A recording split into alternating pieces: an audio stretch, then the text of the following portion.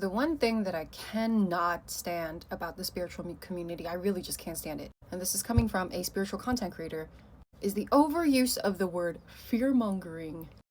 Any news or any type of information that has a little bit of negative energy, or just trying to give you an alternative way of looking at things so you don't get deceived, because lies are real, deception is real. You consider it fear-mongering. No offense, but that shows your lack of inner strength. There are many ways as to how you choose to handle a situation. Nobody is forcing you to go into fear. Any mature, emotionally regulated person who doesn't react in a juvenile way will look at the information that's being given, be calm about it, and see what kind of solutions that they can come up in their heads to make sure that they are triumphant and they succeed, and that this problem is no longer a problem. Let me tell you, when World War III happened, and newspapers were going around like, oh, nuclear warfare, World War III, there were a bunch of people who were in denial that said, this is not going to happen. This is just fear-mongering. It was the same thing with COVID. A lot of people said, this is not going to happen. They're just fear-mongering us. What happened? Exactly. And then a lot of spiritual people come on and comment on a bunch of other spiritual people's content saying, oh, why would you manifest that timeline? I understand that we live in a world where you can jump timelines. This is very true. However, if denial, which denial is also a form of fear, by the way, not accepting the truth is also a form of fear because you're afraid to confront it.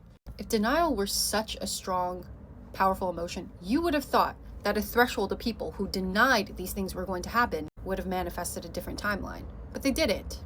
Just because somebody is trying to offer you a different perspective to hopefully save people's asses in case we're wrong, in case we give too much trust to something, aka the aliens, somehow we don't trust our government, but we trust aliens that just came out of nowhere.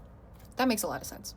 Just in case you're wrong, which there's likely a 50% chance that you are, what is so wrong with looking at the alternative? If, in case it doesn't work out in our favor, how can we tackle this now that we know what the problem is? How can we create a solution? Don't get me wrong, there are instances where it's actual fear-mongering. But to say every little negative thing is fear-mongering, like, you have the emotional capacity of a toddler that cries at everything.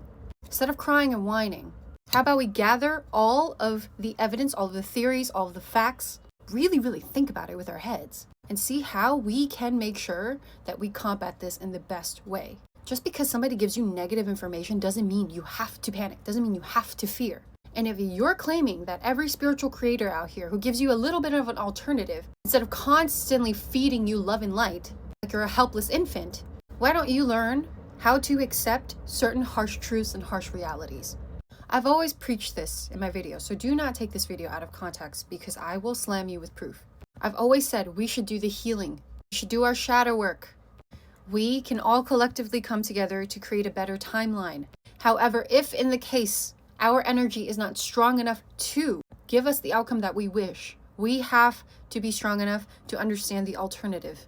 And we have to think of another tactic after that. And I also really can't stand the people that say, oh, why would you even put this information in people's heads? Like, aren't you helping them manifest a bad timeline? If these people were so about the love and light, and their subconscious was so strong that they don't believe that these, bad things can happen, technically, no matter what you tell them, if they truly believe that nothing bad can happen to them, nothing bad can happen to them. So why fear? Why point at somebody else and say they're fear-mongering? Have you ever watched the movie Don't Look Up, where Leonardo DiCaprio plays a scientist? And he's saying, comets are coming. There's a huge asteroid coming. We're possibly all going to be annihilated. Majority of people claimed that he was pulling this stuff out of his ass and that he was fear-mongering. And guess what? It happened. And there have been many instances like this in human history in which people just deny. They refute because they're uncomfortable with the alternative truth.